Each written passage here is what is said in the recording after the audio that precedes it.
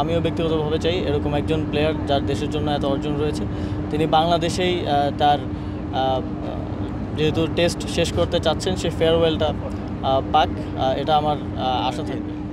সাকিবের এই সময় অবসর নেওয়ার বিষয়ে আপনার কোনো বক্তব্য আছে কিনা, অথবা আপনি এটা নিয়ে কি চিন্তা করছেন? দেখুন, আমাদের একজন খেলোয়াড়কে অবশ্যই আমরা সর্বোচ্চ নিরাপত্তা দিব, এবং যে কোনো ধরনের অভিযোগ থাকলে সেটা তো আইনি বিষয়ে ভিন্ন সে বিষয়ে আমি কোনো মন্তব্য করতে পারি না। আইন মন্ত্রণালয় এই বিষয়ে একটা স্পষ্টতা দিয়েছে। আমরা সাকিব আল হাসানের নিরাপত্তার কথা ইতিমধ্যে বলেছি এবং সেটা আমরা নিশ্চিত করব, এবং আমিও ব্যক্তিগতভাবে চাই এরকম একজন প্লেয়ার যার দেশের জন্য এত অর্জন রয়েছে, তিনি বাংলাদেশেই তার যেহেতু টেস্ট শেষ করতে চাচ্ছেন, সে ফেয়ারওয়েলটা পাক, এটা আমার আশা থাকবে।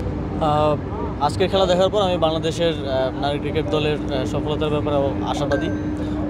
আমি মূলত এসেছি যেহেতু এই নারী বিশ্বকাপটা বাংলাদেশে হওয়ার কথা ছিল, এক্সট্রাঅর্ডিনারি সিচুয়েশনের কারণে আমরা পারিনি, কিন্তু বাংলাদেশি হোস্ট হয়ে দুবাইতে এটার ভ্যান্যুটা আছে, তো সেজন্যই যেহেতু আমরা হোস্ট, সেই জায়গা থেকে পরিদর্শন করা এবং একই সাথে আইসিসি একাডেমি মাঠ ঘুরে দেখেছি এখানকার যেই স্পোর্টস ইনফ্রাস্ট্রাকচার সেটা বাংলাদেশে কীভাবে আমরা করতে পারি এবং বাংলাদেশের স্পোর্টস ইনফ্রাস্ট্রাকচার কীভাবে ভালো করতে পারি আরও এখান থেকে শিখে সেই শিক্ষাটা নিয়ে সেজন্য মূলত আশা আর কি।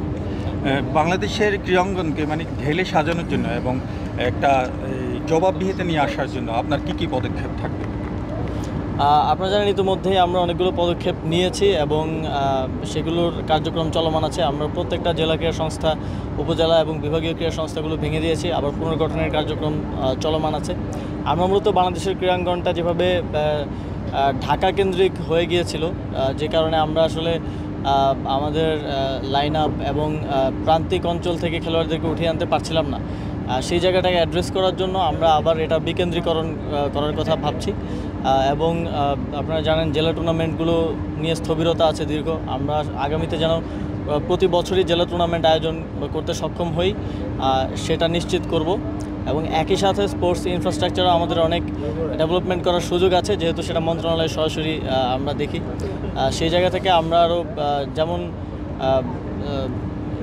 ইউনাইটেড আরব আমিরাত কিন্তু আইসিসির ফুল মেম্বার না, বাট তাদের যে ইনফ্রাস্ট্রাকচার ক্রিকেটে বা অন্যান্য স্পোর্টসে আমরা সেদিক থেকে অনেক পিছিয়ে। তো সেই জায়গা থেকে আমরা কীভাবে সেগুলো আরও ডেভেলপ করতে পারি এবং তাদের এক্সপিরিয়েন্সটাও এই ইনফ্রাস্ট্রাকচার ডেভেলপমেন্টের ক্ষেত্রে কীভাবে আমাদের কাজে লাগতে পারে, সে বিষয়ে ইতিমধ্যেই কথা বলেছি এবং বলছি। সামনের দিনে বাংলাদেশের স্পোর্টসকে একটা অনন্য উচ্চতায় নিয়ে যাওয়ার জন্য আমরা কাজ করব। দুটো ইস্যু আছে। প্রথম কথা হচ্ছে যে আমরা অনেক সময় শুনে আসছি যে বাংলাদেশের যে নারী ক্রিকেট দল তারা সবসময় অবহেলিত, তাদেরকে নিয়ে আমাদের পলিসিগুলো কি সেটা জানতে চাই। আর একটা বিষয় হচ্ছে যে তৃণমূল পর্যায়ে যে খেলোয়াড় তৈরির বিষয়টা সবসময় আমরা বলে আসছি যে আমাদের আসলে কেন খেলাধুলার উন্নতি হচ্ছে না, যে তৃণমূল পর্যায়ে খেলাধুলার যে অংশগ্রহণ কিংবা খেলোয়াড় তৈরির বিষয়টা ওইটা কীভাবে দেখছেন? আরেকটা বিষয় আমি একটু পরে শেয়ার করছি। নারী ক্রিকেট দল যে আর অবহেলিত থাকবে না, এটা আমার এখানে উপস্থিতি দিয়েই আপনারা হয়তো বুঝতে পারবেন। আমরা যেহেতু নারী ক্রিকেট দল তুলনামূলকভাবে তাদের অর্জন বেশি, এবং আমরা আশা করছি এই বিশ্বকাপেও তারা একটা ভালো অর্জন দেশের জন্য নিয়ে আসতে পারবে, এবং সামনের দিনগুলোতেও তাদেরকে যথাযথভাবে যেন আমরা সেই সম্মানটা প্রদর্শন করতে পারি। এই অবহেলার জায়গাটা যাতে, এই অভিযোগটা যাতে আর না আসে সেজন্য আমরা কাজ করব। এবং তৃণমূল ক্রিকেটের ক্ষেত্রে বা তৃণমূলে স্পোর্টসকে নিয়ে যাওয়ার ক্ষেত্রে আমরা প্রথম দিন থেকেই বলেছি প্রান্তিক পর্যায় থেকে স্পোর্টসটা উঠে আসতে হবে।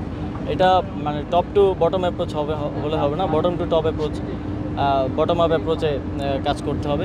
এবং সেজন্য আমরা জেলা টুর্নামেন্টগুলো চালু করব। এবং এছাড়াও আপনারা জানেন যে জেলা ক্রীড়া সংস্থাগুলো পুনর্গঠন হচ্ছে, তারা যেন তাদের কাজটা ভালোভাবে পালন করে, সেজন্য আমরা এই প্রোগ্রেস রিপোর্ট থেকে শুরু করে এই জবাবদিহিতার জায়গাটা নিশ্চিত করব।